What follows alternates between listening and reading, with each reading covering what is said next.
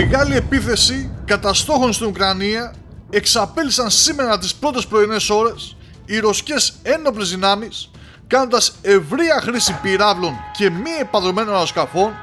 με το Ρωσικό Υπουργείο Άμυνας να αποκαλύπτει πριν από λίγη ώρα τους στόχους που χτύπησε, οι οποίοι ήταν κυριολεκτικά τα πάντα όλα, συμπληρώνοντας πως αυτή ήταν η απάντηση στις τρομοκρατικές επιθέσεις του καθεστώτος του Κιέβου. Αναλυτικότερα, όπως ανέφερε το Ρωσικό Υπουργείο, χτυπήθηκαν το Kiev Radar Plan GSSC, το οποίο αναπτύσσει και κατασκευάζει εξαρτήματα για μη επανδρομένα αεροσκάφη μεγάλου βεληνικούς, καθώς και κατασκευάζει και επισκευάζει στρατιωτικά συστήματα radar, ένα εργαστήριο για την παραγωγή και προετοιμασία για χρήση UAV μεγάλου και μεσαίου βεληνικούς στο AP Don Vesco Film Studio, η Pesbolithne Technology LLC, η οποία εκτελεί ημιαποσυναρμολόγηση UAV μεγάλου βεληνικούς από ξένα εξαρτήματα, η GSSC Mayak Plant, η οποία παράγει κεφαλές για μη επανδρομένα αεροσκάφη και ενισχυτές για πυράβλους Cruise Flamingo, το κρατικό εργοστάσιο Burevestnik του Κιέβου, το οποίο παράγει UAV μεγάλου και μεσαίου βεληνικούς, καθώς και εξοπλισμό ραντάρ για τις Ουκρανικές ένοπλες δυνάμεις, η Uka Armotech LLC, η οποία συναρμολογεί κεφαλές για UAV και διάφορους τύπους πυράβλων, το εργοστάσιο αδρανών υλικών του Κιέβου και εργοστάσιο επισκευής αεροσκαφών αριθμός 410 της πολιτικής αεροπορίας, το οποίο κατασκευάζει αεροσκάφη και διαστημόπλια, παράγει και επισκευάζει κινητήρες στροβιλοκινητήρων αεροσκαφών και εξαρτήματα για UAV και μεσαιοβελληνικούς,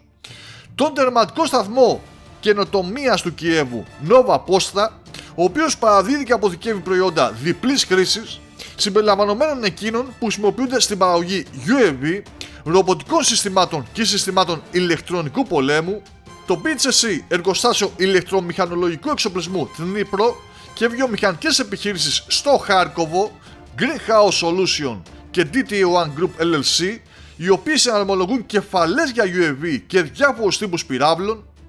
Επιπλέον χτυπήθηκαν στρατιωτικά αεροδρόμια στο Βασίλκιβ, το Ουμάν, το Τσερκάσι και την Γκράσναγια Σλομπίτνγκα, καθώς και κέντρα εδαφικής συγκέντρωσης στο Κίεβο.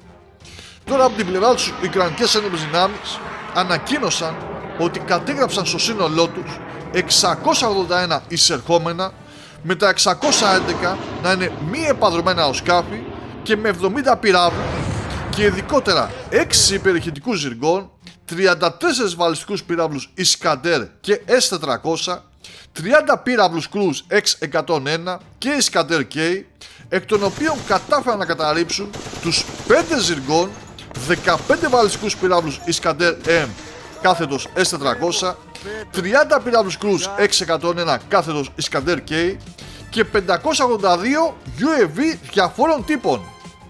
Σε αυτό το σημείο θα πρέπει να πούμε ότι παρότι, όπως είδαμε, ήταν μια νύχτα κόλαση για την Ουκρανία, με τη Ρωσία να λέει ότι χτύπησε πλήθος στόχων και την Ουκρανία να αντικρούει λέγοντας πως κατέρριψε τα περισσότερα εχθρικά εισερχόμενα,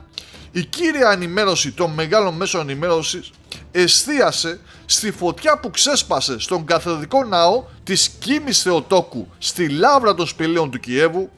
με τη Δύση και την Ουκρανία να κατηγορούν τη Μόσχα για αυτό το συμβάν, ενώ αυτή από την πλευρά της ανακοινώνει επίσημα μέσω του Ρωσικού Υπουργείου Άμυνας ότι σύμφωνα με επιβεβαιωμένες αναφορές, το συγκρότημα λάβρας των Πετσέρσκ του Κιέβου χτυπήθηκε από πύραυλο από αμερικανικό αντιεροπορικό πυραυλικό σύστημα Patriot, και να συμπληρώνει γράφοντας πως ένας από τους λόγους για τη δυσλειτουργία του συστήματος